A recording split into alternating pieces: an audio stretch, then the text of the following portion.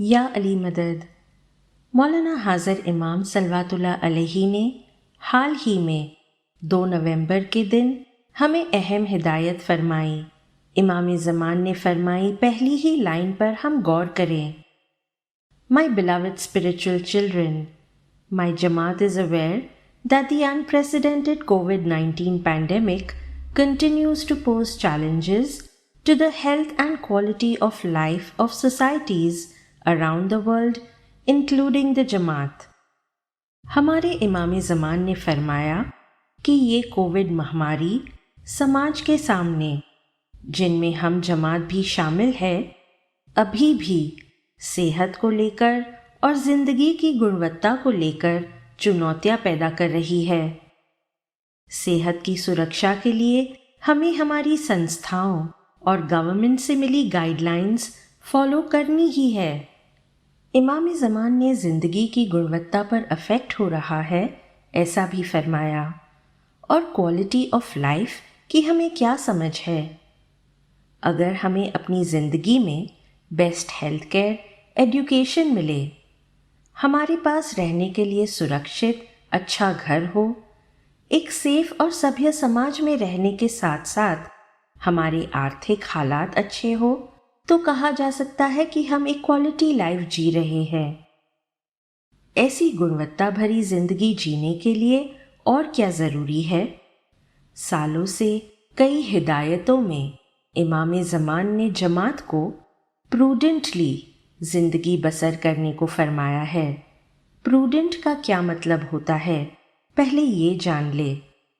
अगर हम डिक्शनरी देखें तो प्रूडेंस का मतलब होता है जिंदगी के मामलों में सावचेती रखना, संसाधनों के इस्तेमाल में कुशलता और सावधानी बरतना, बुद्धिमत्ता और समझदारी के साथ व्यवहार करना, हमारे भविष्य को लेकर कोई खतरा ना हो उसके लिए चौकन्ना रहना, साथ ही भविष्य को जोखिम में न डालते हुए सतर्क रहना और अच्छे फैसले करना। ये चंद मतलब होते हैं प्रूडेंस के। हालांकि ये जिंदगी जो हमें खुदा ने बख्शी है, उसके हर पहलू में हमें प्रूडेंस लाना है।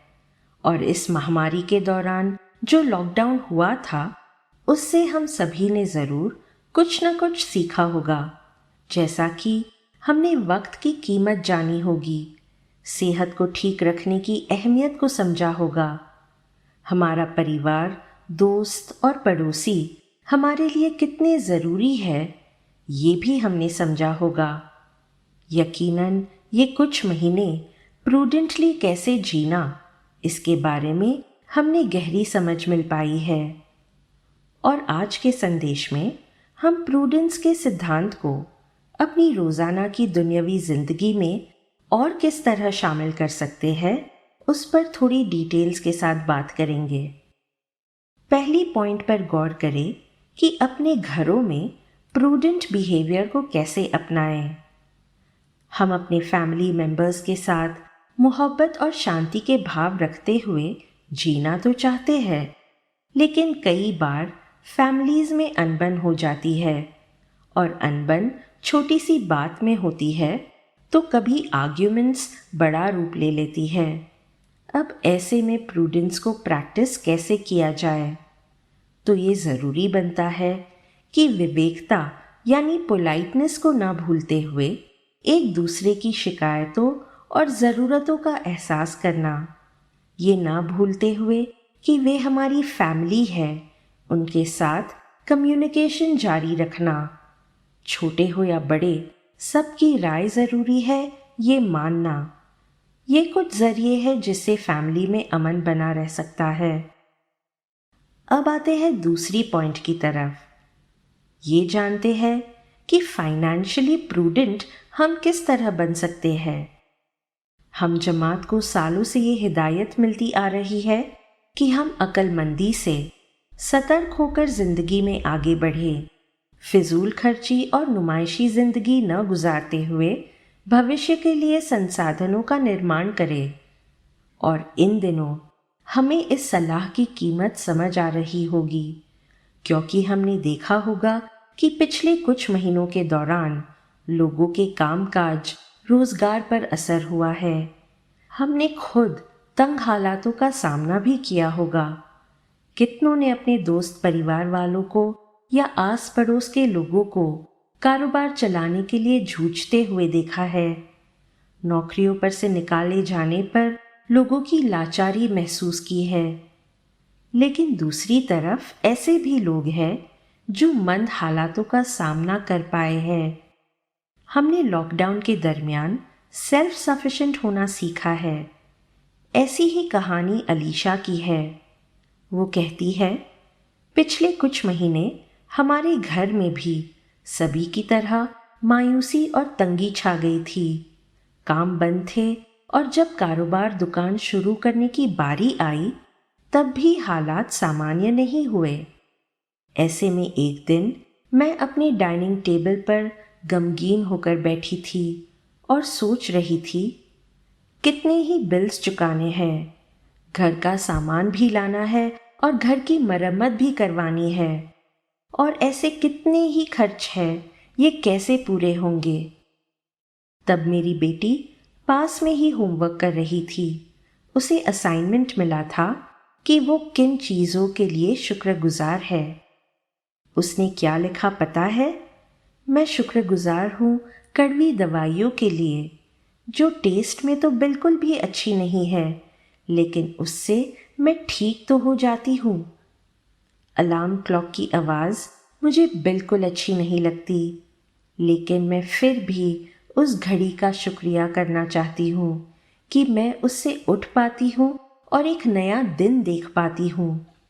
अलीशा कहती है, मेरी नन्ही सी बेटी का ये पॉजिटिव एटीट्यूड देखते हुए मुझे भी हिम्मत मिली। सामान लाना है, खाना बनाना है, वो अपने परिवार के लिए।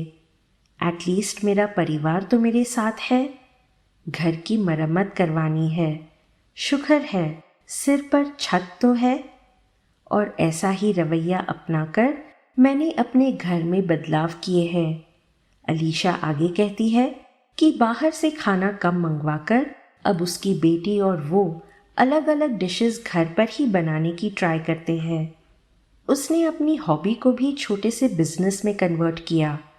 फैशन डिज़ाइनिंग का शौक उसने आगे बढ़ाया। घर पर ही मास्क्स बनाना शुरू किया। सिक्योर तरीके से पहले आस पड़ोस में बिक्री करने लगी और अब उसने सोशल मीडिया के ज़रिए उसका छोटा सा कारोबार सफल बनाया है। ऐसे चेंजेस लाकर वो थोड़ा टेंशन कम कर पाई है और अपने घर की आवक में छोटा ही सही इजाफा कर पाई है। ये तो एक कहानी है जिससे हमें जानने को मिलता है कि कैसे समझदारी से बचाव करते हुए एक परिवार थोड़ा टेंशन फ्री रह पाया है और साथ ही इस मंदी का भी सामना कर पाया है। हम सोचें कि इकोनॉमिक स्लोडाउन के दरमियान क्या हम भी अपना सिर पानी से ऊपर रख पाएंगे? और कुछ सवालों पर गौर करना ज़रूरी बनता है। इन महीनों के दरमियान और आने वाले वक्त के लिए हमारी सेविंग्स पर असर हुआ है? हम किस तरह अपने एक्सपेंडिचर को कम कर सकते हैं?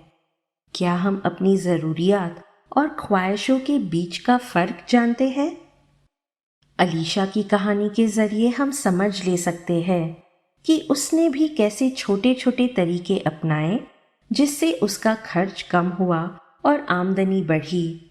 हम भी अपनी ज़रूरतों को पहचाने। हमें एक अच्छी सुकून भरी ज़िंदगी गुजारने के लिए क्या चाहिए? दीन-ए इस्लाम हमें ज़िंदगी के हर पहलू में संयम रखने को सिखाता है।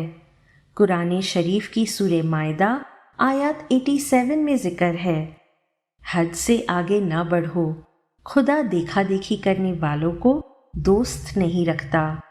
खलीफा हज़रत उमर ने फरमाया है कि परहेजगार इंसान को पानी भी एहतियात के साथ इस्तेमाल करना चाहिए, भले ही फिर उसके घर के बाहर नदी ही क्यों ना बहती हो।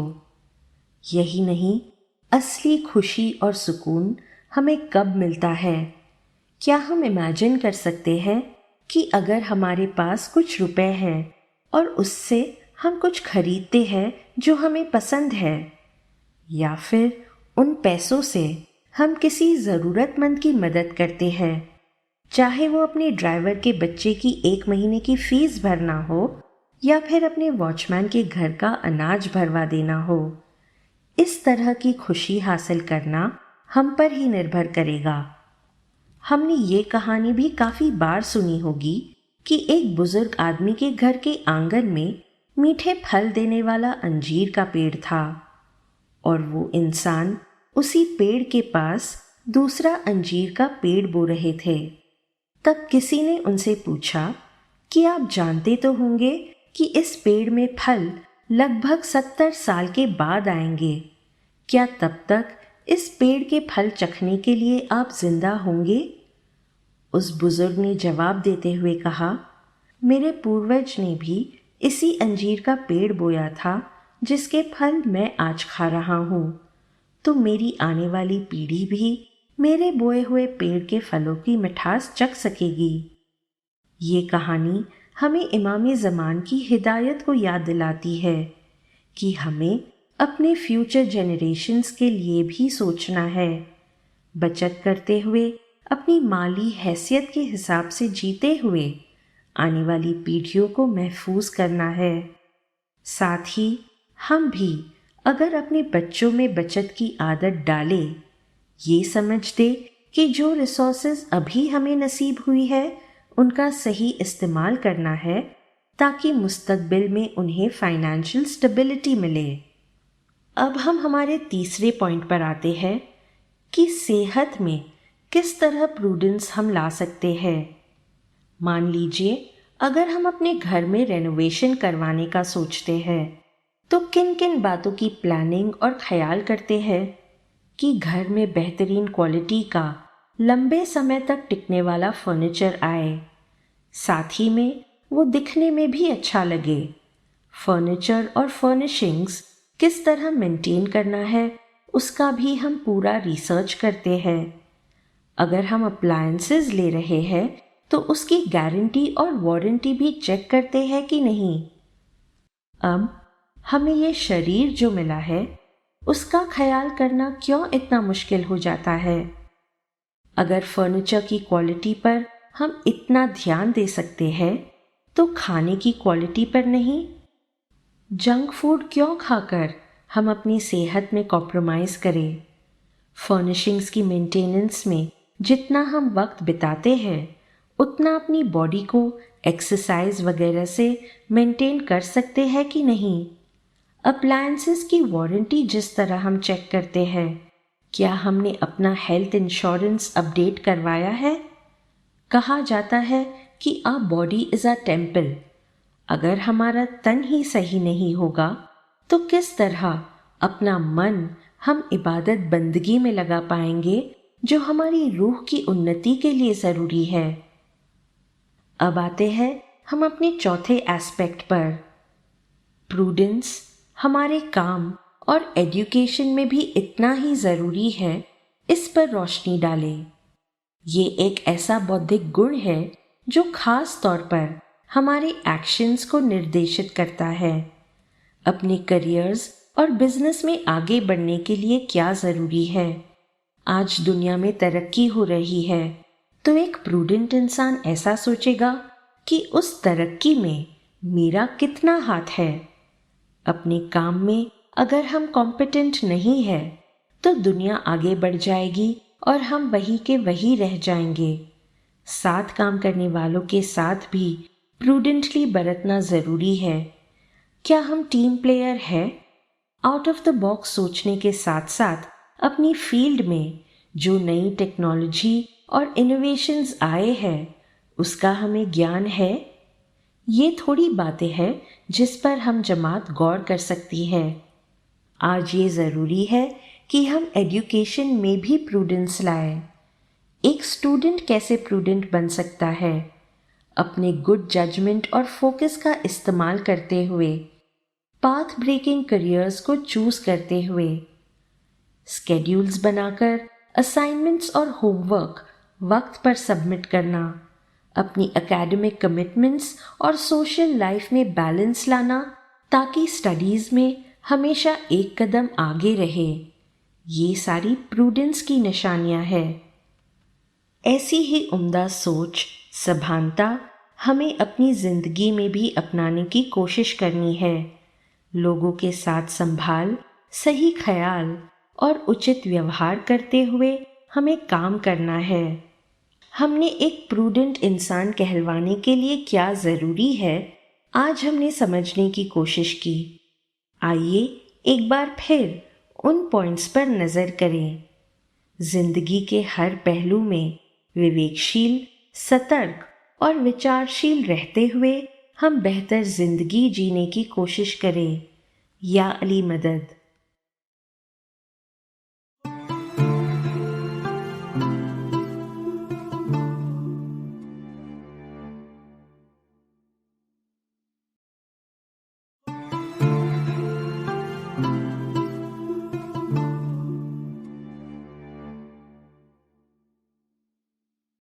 साक़ी बावफ़ा मनम दम हमदम अली अली, सोफ़ी बासफ़ा मनम दम हमदम अली अली, सोफ़ी बासफ़ा मनम दम हमदम अली अली, आशिक़ मुर्तज़ा मनम दम हमदम अली अली, मुतरिब खुशनवा मनम दम हमदम अली अली,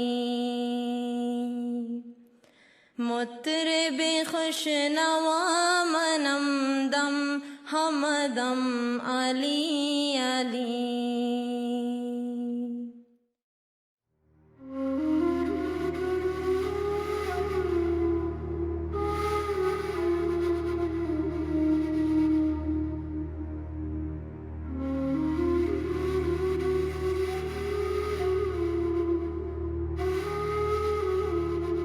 सन 632 में 8वीं जून को पूरे मदीना शहर में खबरें फैलनी शुरू हुई, जिससे प्रारंभिक मुस्लिम कौम में दुख की लहरें छा गई। पैगंबर मोहम्मद सल्लल्लाहु अलैहि वसल्लम की वफात हुई थी। पैगंबर ने 23 सालों तक अपनी कौम की रहनुमाई की थी और अपने अनुयायियों को हिदायत देने के लिए उन पर इलाही संदेश की नवाजिश हुई थी।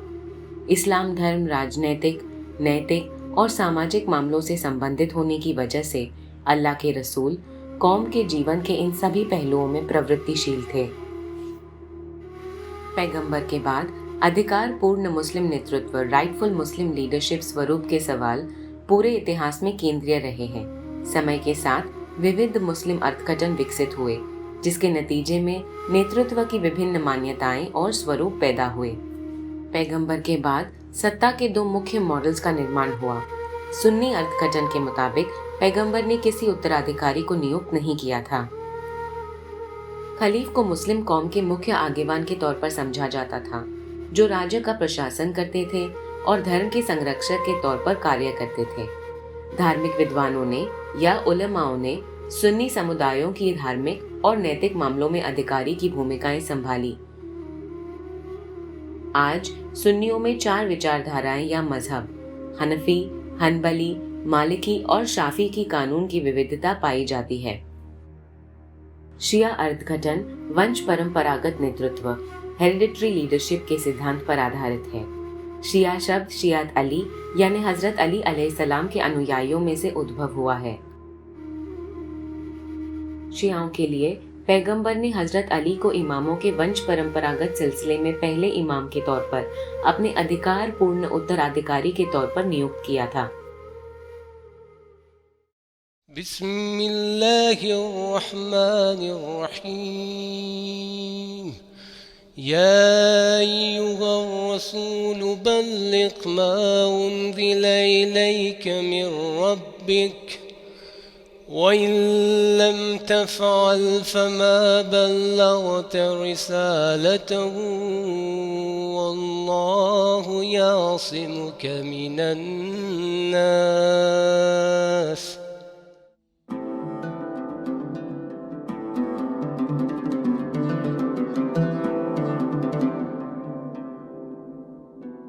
शिया परंपरा के अनुसार कुरान की ये आयत पैगंबर मोहम्मद सल्लल्लाहु अलैहि वसल्लम पर तब नाजिल हुई जब वे मक्का से अपनी आखिरी हज करके मदीना लौट रहे थे। पैगंबर के लिए ऐसी कौन सी बात परिपूर्ण करने के लिए इतनी महत्वपूर्ण थी कि जिसे नहीं करने का मतलब अल्लाह के पैगाम को नहीं पहुंचाने का होता था। शिया और सुन्नी दोनों ऐतिहासिक स्रोत इस बात का उल्लेख करते हैं कि इस आयत के नाजिल होने के तुरंत बाद पैगंबर का कारवां गदीर कुम के रेगिस्तान की एक सब्ज जगह पर रुक गया, जहां रसूल ने अपने अनुयायियों को संबोधित किया। पैगंबर ने अली का हाथ पकड़कर लोगों को फरमाया, क्या आप इस बात को कबूल नहीं करते कि हर एक मोमिन के ऊपर हमारा अधिकार उनके अपने अधिकार से ज्यादा है? और लोगों ने जवाब दिया, हाँ। और पैगंबर ने हजरत अली का हाथ लेकर फरमाया, मन कुंतु मौला हो फ अली उन मौला हो, जिसका मैं मौला अली उसका मौला है। ओ अल्लाह, जो उनका यानी अली का समर्थन करे उनका समर्थन तुम करना, और जो भी उसका विरोध करे उसका विरोध तुम करना। शियाओं के लिए मौला शब्द का अर्थ मालिक होता है, और ये पैगंबर के उत्तराधिकारी के तौर पर हजरत अली की नियुक्ति है। उन्होंने इस बात की भी पुष्टि की कि उनकी नियुक्ति गदीर कुम से पहले नाजिल हुई आयत के जरिए अल्लाह के फरमान से हुई थी। गदीर कुम के बाद पैगंबर के ऊपर ये आयत नाजिल हुई, आज मैंने तुम्हारे लिए तुम्हारे दीन को मुकम्मल कर दिया, तुम पर अपनी नेमतें पूरी कर दी और तुम्हारे दीन के तौर पर इस्लाम को पसंद फरमाया।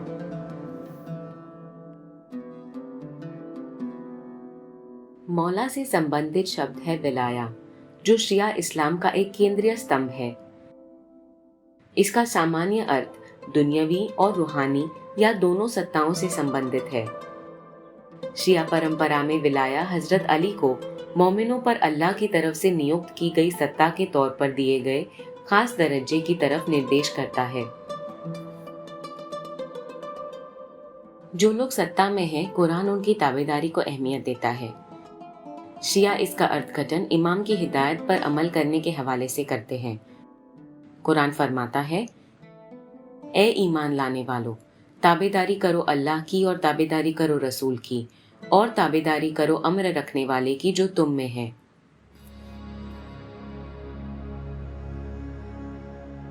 पैगंबर के खानदान के बुलंद दर्जे को भी शिया अहमियत देते हैं। पैगंबर की एक अहम हदीस हदीस अल सकलैन, दो भारी चीजों की हदीस के नाम से जानी जाती है। कहा जाता है कि पैगंबर ने फरमाया था, मैं तुम्हारे बीच दो भारी चीजें छोड़कर जा रहा हूँ, अल्लाह की किताब और मेरे करीबी रिश्तेदार, मेरे खानदान के लोग, अहलल बैत।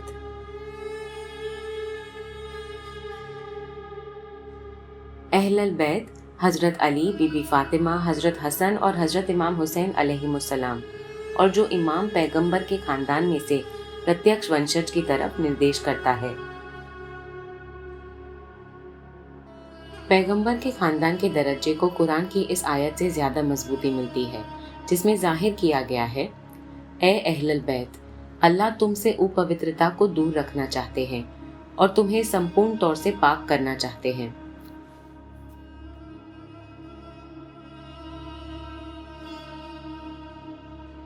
एक खानदान में जारी रहने वाले आध्यात्मिक नेतृत्व का ख्याल कुरान में भी मौजूद है।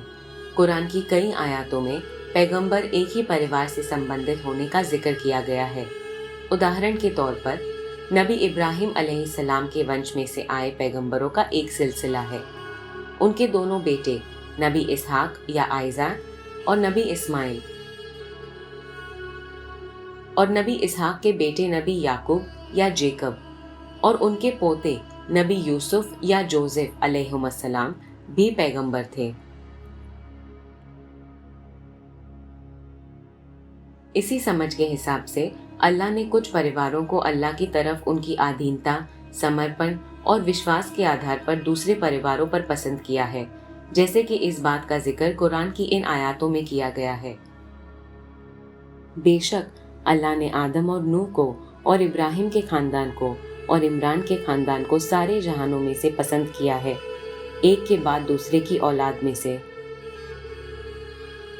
हमने तो इब्राहिम की औलाद को किताब और हिकमत अता फरमाई है और उनको बहुत बड़ी सल्तनत भी अता की है। इस्माइली परंपरा के मुताबिक पैगंबर मोहम्मद नबी इस्माइल के जरिए नबी इब्राहिम के वंशज थे। इसी प्रकार शिया नजरिए से ये बुलंद दरज्जा और बहुत बड़ी सल्तनत पैगंबर मोहम्मद और हजरत अली और उनकी नस्ल में से आने वाले इमामों तक विस्तारित होती है। The role of the Ismaili Imam is a spiritual one. His authority is that of religious interpretation. It is not a political role. I do not govern any land. At the same time, Islam believes fundamentally that the spiritual and material worlds are inextricably connected. Faith does not remove Muslims or their imams from daily practical matters in family life, in business, in community affairs. Faith, rather, is a force that should deepen our concern for our worldly habitat, for embracing its challenges, and for improving the quality of human life.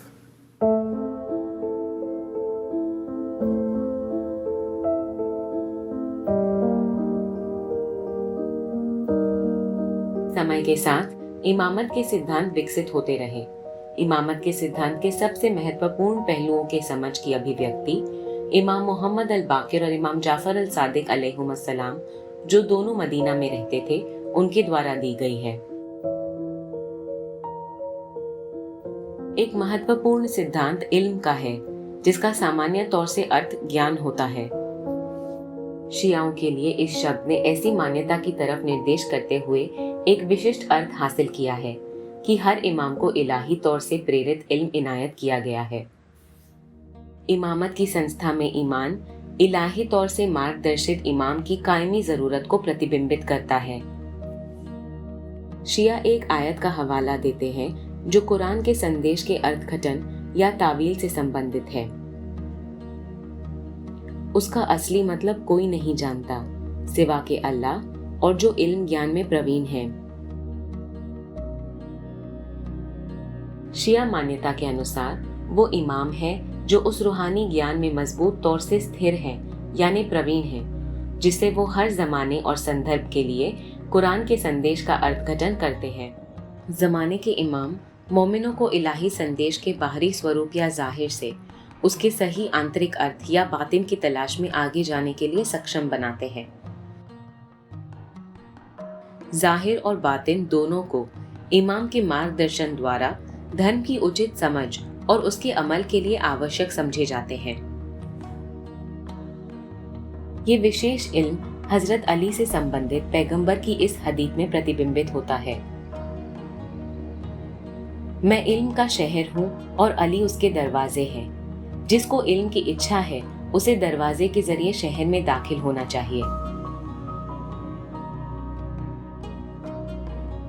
Ismaili संविधान का आमुख preamble of the Ismaili constitution हमें इमाम की तालीम के अंतिम उद्देश्य के बारे में बताता है। आर्टिकल F में कहा गया है, इमाम की तालीम रूहानी समझ और दृष्टि के लिए मुरीद के मार्ग को रोशन करती है। दुनियावी मामलों में इमाम मुरीदों को हिदायत देते हैं और उनकी काबिलियत को विकसित करने की प्रेरणा देते हैं।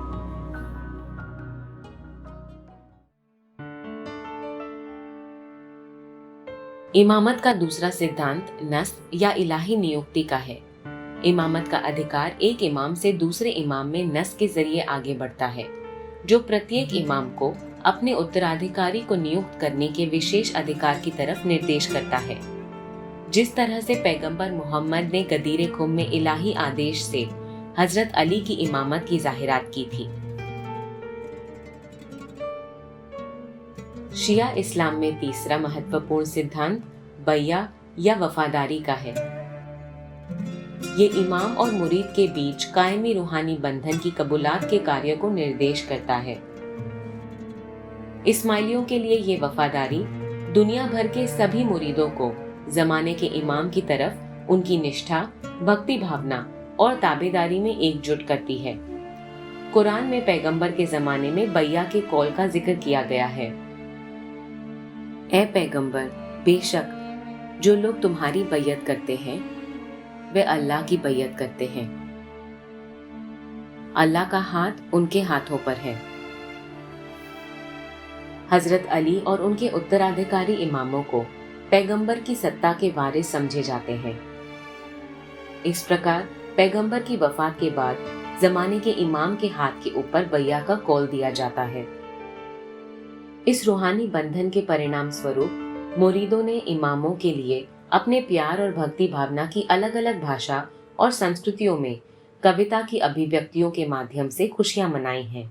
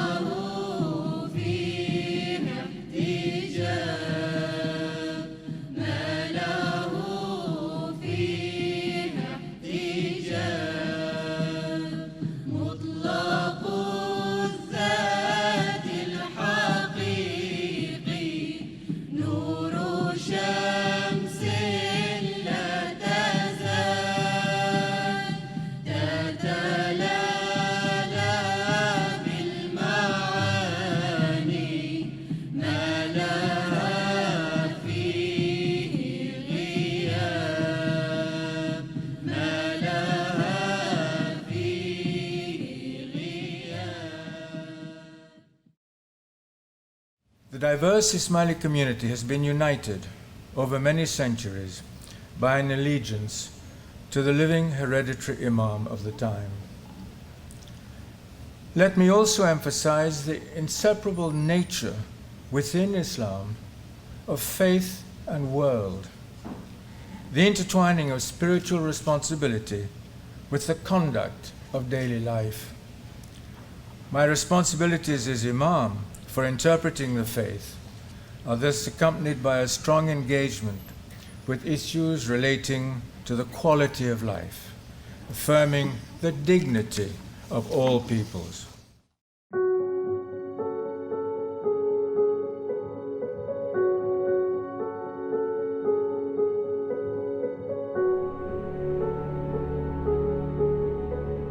पूरे इतिहास में इस्माइली इमामों ने उनकी तावील और तालीम के जरिए विभिन्न राजनैतिक और सांस्कृतिक वातावरणों में बदलती परिस्थितियों में जमातों को सतत तौर से हिदायत दी है। उन्होंने जमात और जो समाजों में वो रहते हैं उनकी सुरक्षा और जीवन की गुणवत्ता को सुनिश्चित करने के लिए भी काम किया है।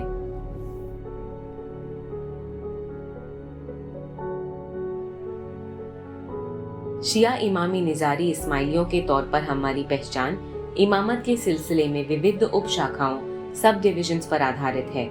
इमाम मोहम्मद अल बाकिर अलैहिस्सलाम के अनुयायी इमामियों के नाम से जाने जाते हैं, जबकि जो लोग उनके भाई जैद का इमाम के तौर पर अनुसरण करते हैं वो जैदी के नाम से जाने जाते हैं। इमाम जाफर सादिक अलैहिस्सलाम की सन 765 में वफात के बाद इमामी दो हिस्सों में विभाजित हो गए। जो लोग इमाम इस्माइल अलैहिस्सलाम का अनुसरण करते हैं वो इस्माइलियों के नाम से जाने जाते हैं। उनके भाई मूसा अल काजिम के अनुयायी इतना आशरी या 12 इमामियों के नाम से जाने जाते हैं, क्योंकि वे 12 इमामों के सिलसिले को मानते हैं।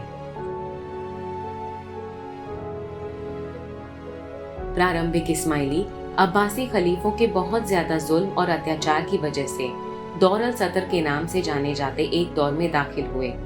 इमामों ने तकरीबन 150 साल तक अपनी पहचान को अपनी और जमात की सुरक्षा के लिए लोगों की निगाह से छुपा कर रखा।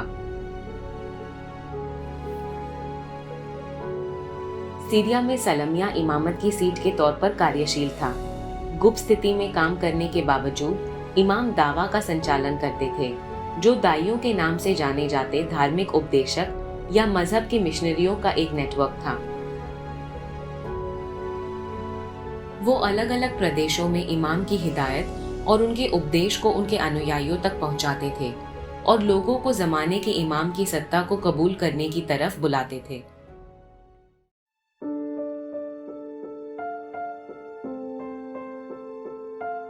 सन 909 में इमामत फिर से लोगों की निगाह में जाहिर हुई, जब इमाम मोहम्मद अल महदी अलैहिस्सलाम फातिमी साम्राज्य के पहले खलीफ स्थापित हुए।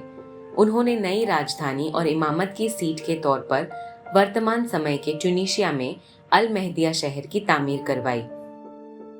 सन 969 में इमाम मुईज अलैहिस्सलाम ने इजिप्ट में फातिमी शासन को विस्तारित किया और कायरो को अपनी नई राजधानी स्थापित किया।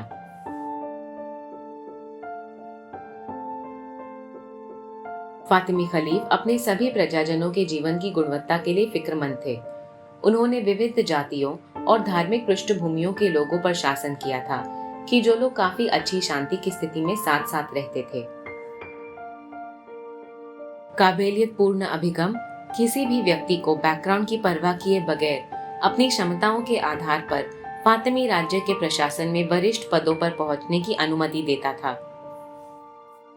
फातिमी इमामों ने तालीम की दो महत्वपूर्ण संस्थाएं अल अजहर और दार अल इल्म ज्ञान की एकेडमी की स्थापना करके बौद्धिक खोज पर जोर दिया।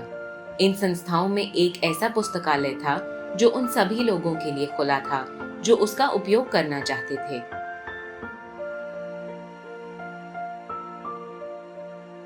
जमात के लिए मजलिस अल हिकमा या ज्ञान के सत्र ऐसी प्राइवेट मजलिसों की सभाएं थी जहां दाई इस्माइली तरीका के बातीनी पहलुओं की तालीम देते थे।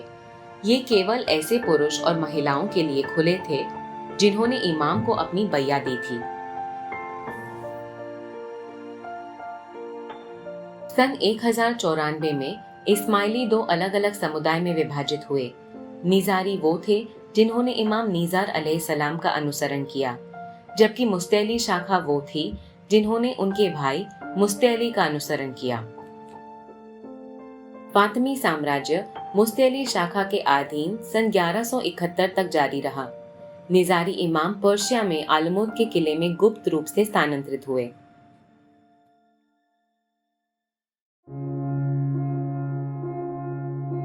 आलमूद एक मुख्य दाई हसन सब्बा के नियंत्रण में था कि जो इमाम निजार के तरफ वफादार थे। उन्होंने शासन करने वाले सल्जुक राजवंश के जुल्म से कौम की रक्षा करने के लिए पर्शिया के पहाड़ों में किलों का एक नेटवर्क स्थापित किया था। निजारी इस्माइलियों ने सीरिया में भी किलों का एक नेटवर्क स्थापित किया।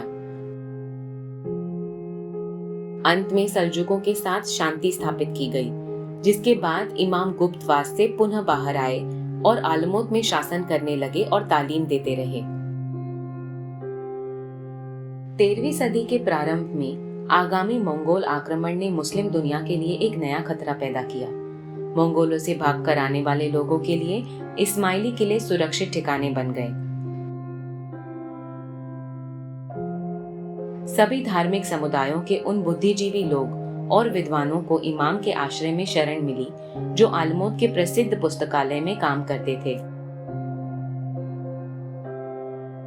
सन 1256 में इस्माइलियों के ऊपर आलमूद और दूसरे किलों को मंगोलों के हवाले कर देने के लिए बल का प्रयोग किया गया, मगर इमामत का सिलसिला जारी रहा।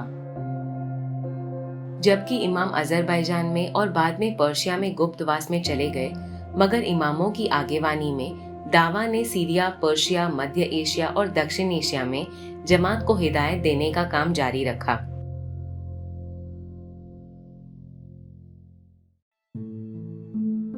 पंद्रहवीं सदी के मध्य समय तक इमामों ने अपनी सीट पर्शिया के अंजुदान शहर में स्थापित की, जहां वे कुछ सदियों तक रहे। पंदियाते जवामर्दी या बहादुरी की नसीहतें इसी दौर की हिदायत की एक ऐसी कृति है जिसे इमाम अल मुस्तनसिर बिल्लाह अलैहिस्सलाम से संबंधित की जाती है। इस किताब में इमाम मोमिनों को जमाने की इमाम को कबूल करने और धर्म की नीतिमत्ता के मुताबिक जिंदगी जीने के लिए ताकीद फरमाते हैं। सैयदों के तौर पर पैगंबर के वंशज इमामों ने आखिरकार पर्शियन समाज में प्रसिद्धि प्राप्त की। साथ में वे प्रादेशिक राजनीतिक पदों पर नियुक्त किए गए।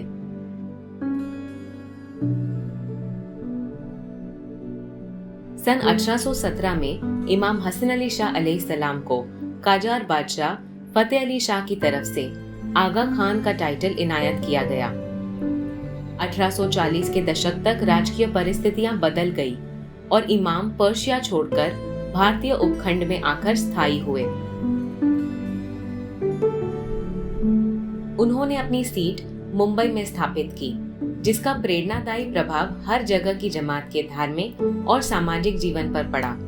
इससे भारत में इस्माइली कौम को शिया मुस्लिम कौम के तौर पर आत्मविश्वास और पहचान की अधिक समझ हासिल करने में और उसकी सामाजिक तरक्की की बुनियादें रखने में सहायता हासिल हुई।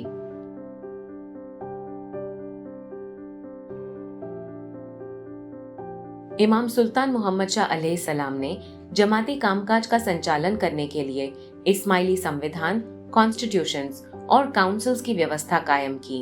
उन्होंने हॉस्पिटल्स और स्कूल्स की तामीर करवाई। खास करके उन्होंने लड़कियों को शिक्षित बनाने की जरूरत पर जोर दिया। उनकी जुबली के जश्न के समारोह ने जमात की आर्थिक स्थिति में सुधार लाने के लिए नई संस्थाओं के निर्माण को सक्षम बनाया। भारतीय उपखंड में ब्रिटिश कॉलोनियल या संस्थानवादी शासन के स्वतंत्रता आंदोलन में शामिल होकर उन्होंने समस्त मानव जाति की तरक्की के लिए काम किया। उन्होंने यूनाइटेड नेशंस या संयुक्त राष्ट्र की अग्रगामी लीग ऑफ नेशंस के प्रेसिडेंट के तौर पर भी सेवा दी थी। इमाम सुल्तान मोहम्मद शाह ने इस्माइली इतिहास में सबसे लंबी 72 साल की इमामत के बाद अपने पोते शाह करीम को अपने उत्तराधिकारी के तौर पर नियुक्त किया। या लिखो मिजा लसजीनत कर के फरश बिछाई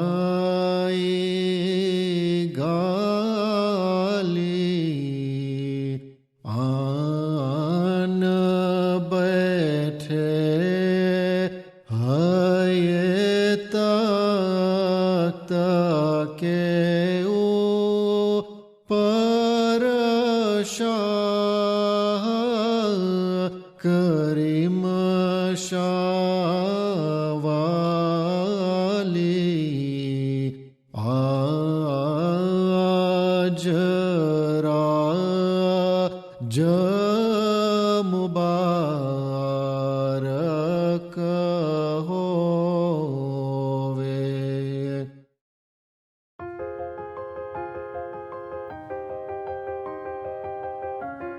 11 जुलाई 1957 को इमामत की मसनद पर विराजमान होने के बाद मौलाना हाजिर इमाम ने रूहानी अर्थघटन में और जमात के और व्यापक समाज के जीवन की गुणवत्ता में सुधार लाने में दोनों में इमामत के मैंडेट को परिपूर्ण करने के लिए अविश्रांत काम किया है।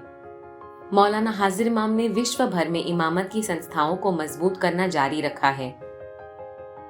सन 1986 में जमाती संस्थाओं के और आगा खान डेवलपमेंट नेटवर्क या AKDN के सामाजिक शासन व्यवस्था को मजबूत करने के लिए उन्होंने एक नए वैश्विक संविधान न्यू ग्लोबल इस्माइली कॉन्स्टिट्यूशन की नवाजिश फरमाई।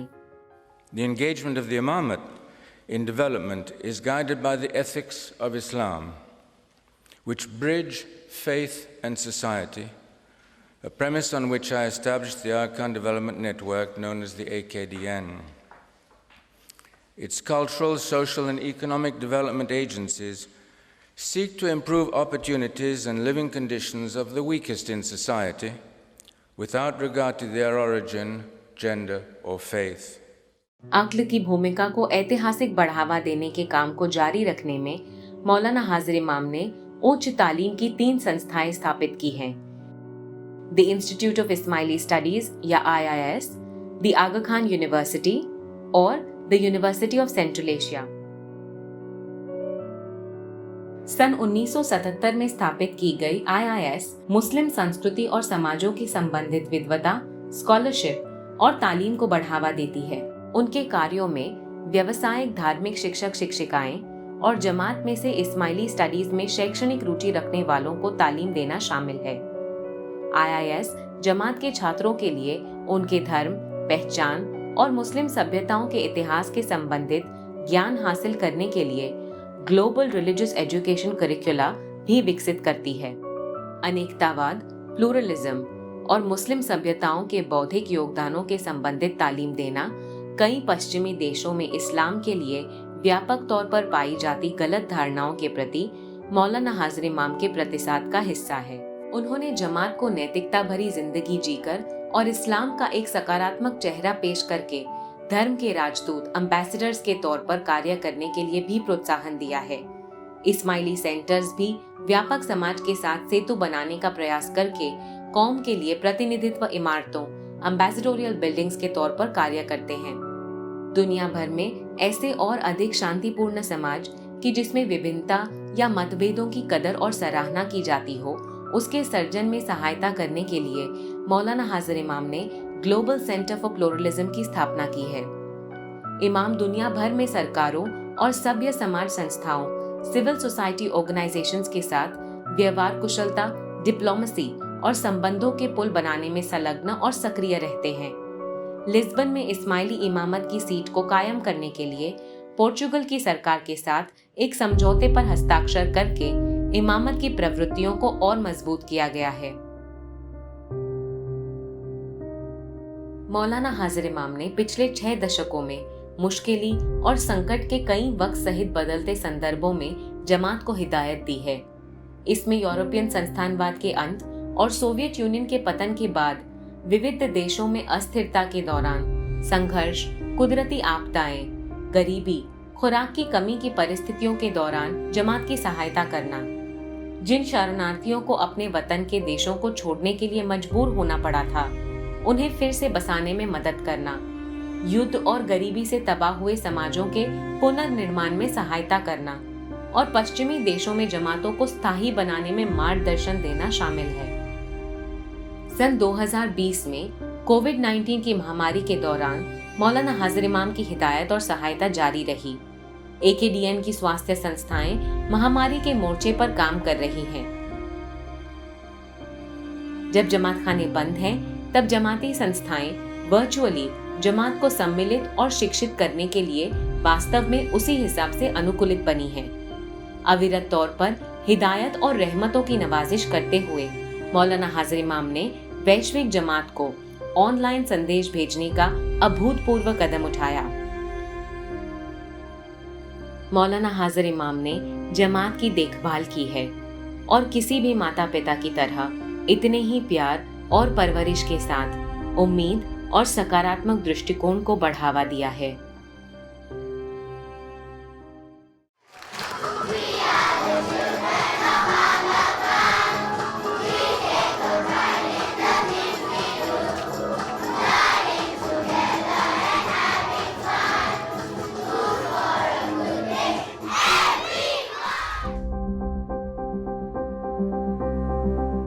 मौलाना हाजिर इमाम की इमामत में जश्न और खुशी के भी अवसर आए।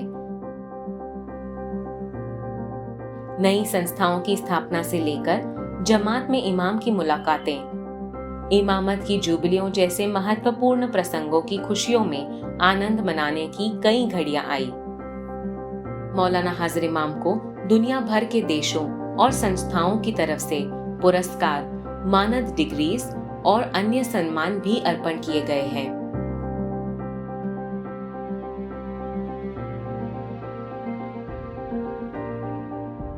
परिवर्तन के 6 दशकों के दरमियान एक चीज अविरत या निरंतर रही है और वो है इमाम का सदा मौजूद प्रेम, जो अंधकार में से हमारे रास्ते को रोशन करता है।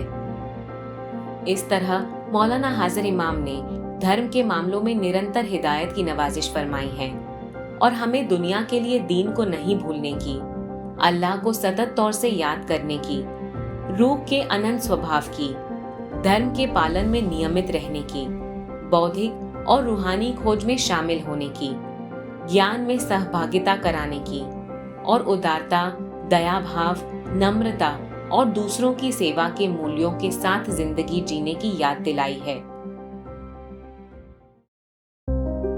हमारी जमात के पूरे इतिहास के दौरान इमाम ऐसी केंद्रीय धुराएं या आधारशिला रहे हैं जिसके इर्द गिर्द हमारा धर्म और हमारा समुदाय परिक्रमण करता है। हम जमाने के वो इमाम की रहमत पाने के लिए भाग्यशाली हुए हैं जो हमें अपने अपार प्यार और स्नेह के साथ हमारी पूरी जिंदगी में हिदायत देते हैं और निरंतर परिवर्तन में से, अच्छे और बुरे वक्त में से हम सफलतापूर्ण अपना रास्ता निकाल सकें, उसमें वो हमारी सहायता करते हैं। The love of the Imam knows no physical boundaries.